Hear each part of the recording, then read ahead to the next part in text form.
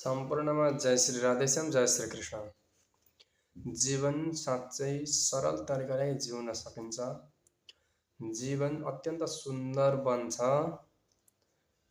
हामीले यदि गीताको ज्ञानलाई जीवनमा उतार्न सक्यौं भने र गीतालाई चाहिँ बुझ्ने कोसिस गर्यौं भने अवश्य भने हाम्रो जीवन अत्यन्त सरल तरिकाले चाहिँ हामीले व्यतीत गर्न सकिन्छ।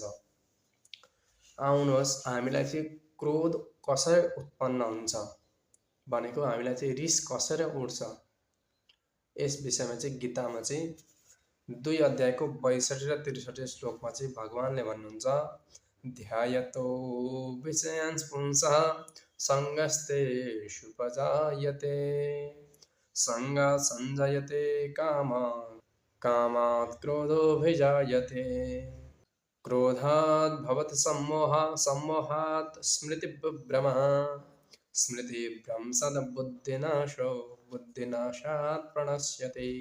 भगवानले भन्नुहुन्छ ध्यायतो विषयान् पुंसः कुनै पनि मनुष्यले पुरुषले चाहिँ एउटा कुनै पनि विषयको चाहिँ चिन्तन गर्यो भने त्यो विषयमा चाहिँ आसक्ति हुन पुग्दछ।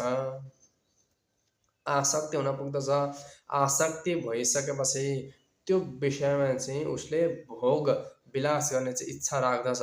तर त्यो जब उसले चाहिँ पाउँदैन, जुन कर्म गर्न उसले पाउँदैन त्यो नपाइसकेपछि मानिसलाई चाहिँ आफै रिस उठ्न पुग्दछ।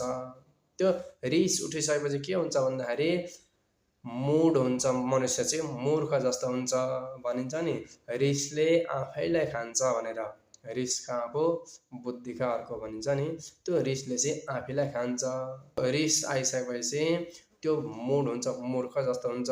उसले गर्नुपर्ने जुन कर्तव्य छ त्यो गर्दैन, किनभने हामीले रिसाएको बेलामा कुनै पनि निर्णय लिन्छ भने त्यो गलत हुन पुग्दछ, गलत साबित हुन्छ।